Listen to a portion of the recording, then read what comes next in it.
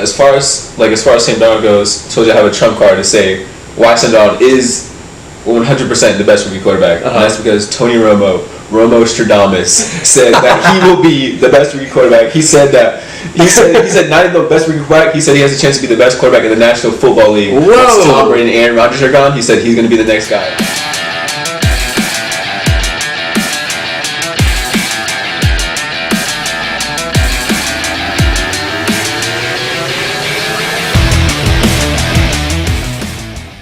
All right, everybody, welcome back once again to Redzone Ramblin. I'm Kyle Losser. Kendrick Harrison. And we're here to bring you a little bit of overview of the rookies and how they've done so far, specifically at the quarterback position. Yeah. So we're going to kind of go over who's done the best, who looked horrible, who is going to make the biggest impact on their team, and just like a general sense of what's going on. I'm here to tell you why Kyle will be wrong about whoever he picks. So. Right, exactly. And we know how that's going to go. Oppositional defiant disorder is just what he does. Anyway, so I definitely think that Baker Mayfield is by far the person who's going to have the most impact on his team in the future and who has shown me the most in preseason. And here's why. He has stepped into an organization that is in desperate need of someone who can make plays, and that is exactly what they got with him. So I'm not saying that he has had the best stats, like just from like a stat line, like just looking at it analytically, he hasn't done necessarily like above and beyond anything else. But he has made plays when they need to be made, and he is definitely going to contribute if they sit him behind Tyrod Taylor. I think the key is Tyrod. My bad. Tyrod Taylor, pronounced T-U-H, Tyrod Taylor.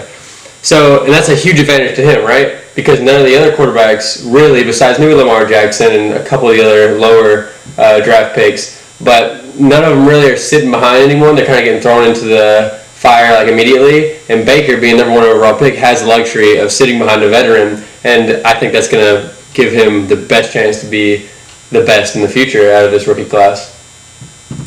I mean, you can say that a lot of rookie quarterbacks have sat behind a lot of people. It doesn't mean they're going to pan out. I'm not saying that's the only reason, but continue. My bad. But I mean, you can talk about Bryce Petty, Christian Hackenberg, and, every quarterback at Dallas ever in Trevor Senior, whatever.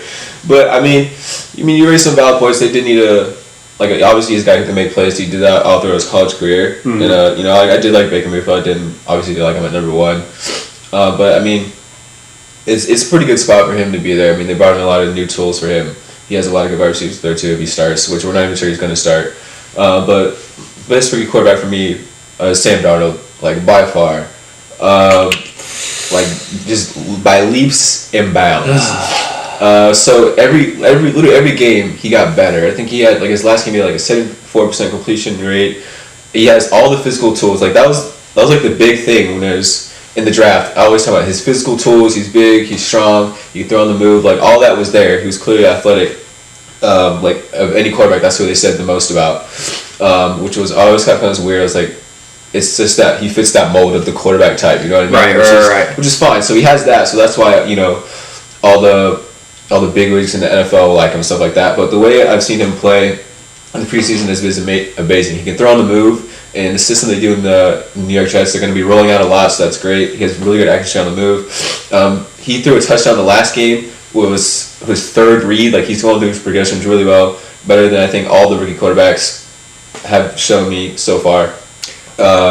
And my big knock on him when he was at USC was turnovers. He was a turnover machine at USC. Yeah. And he's only had one 101 snaps, and that was on 4th down. Interception. He had to throw the ball. Like he's like the one knock I really had against him. Like he has cleared that up. He's been going against vanilla schemes, but every rookie quarterback is going against vanilla schemes. But he has showed out and got better every game. You know what? This Sam Darnold was definitely someone who originally I didn't like. I thought him and Rosen were both overhyped, and they weren't gonna transition well to the NFL. And I'm not saying yet that I'm eating my words, but it's starting to look like he is going to prove me and some other people wrong who thought that maybe he was a little bit overhyped.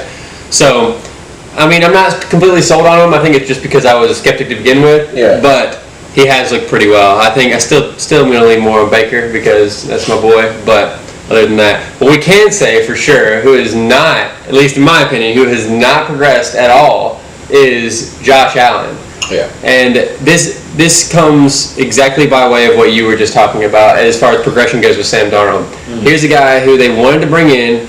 Chris Collinsworth. Here's a guy. Yeah, here's a guy. Here's a guy. So here's a guy who they bring in, and they get rid of Tyrod because they really want someone who's not just going to be a game manager. Yeah. Right? And they draft someone with a big arm who can do make these big throws on the run, and he's mobile, and he's going to be. So that's their whole premise behind drafting this guy. He comes in, and his stats over the 3 weeks, he sat the fourth preseason game, but over the 3 weeks, they were so vanilla and consistent. Yeah. And it wasn't consistently good. It was just consistently average. Yeah. He just didn't do anything He great. didn't take that many deep shots either. He looked really stiff in the pocket. That was another thing with Darnold. He's really mobile in the pocket. Both Sam Darnold, Baker Mayfield, mobile in the pocket. Right. Whereas I think with Baker Mayfield, he'll want to scramble once he gets out of the pocket. Sam Darnold kind of steps up more in the pocket, but Josh Allen has been just really stiff, and he has not shown any progression. Yeah. Really. Yeah, I don't. He has a big arm, and that's about it. That's it, bro. And you're not going to be able to rely totally on that big arm your whole entire career, unless you're Brett Favre.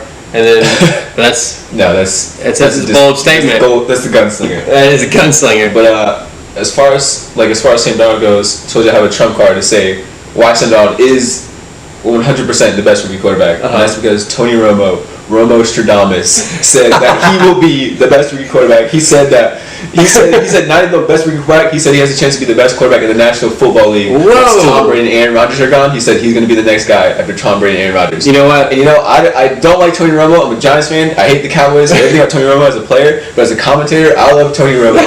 He predicts the future. He really does. So it's quite clear Sam Darnold is the next future of the NFL. You know what? He's the guy. You might have just sold me. I think that I'm on board now because Tony Romo has not been wrong about very many things since he's been commentating. It's pretty wild. He might be from the future. Yeah. But that's all we got basically for today, unless you have anything else to add. That's pretty much it. Yeah. So, in conclusion, Darnold, Baker Mayfield, great, and Josh Allen, horrible. Take it easy.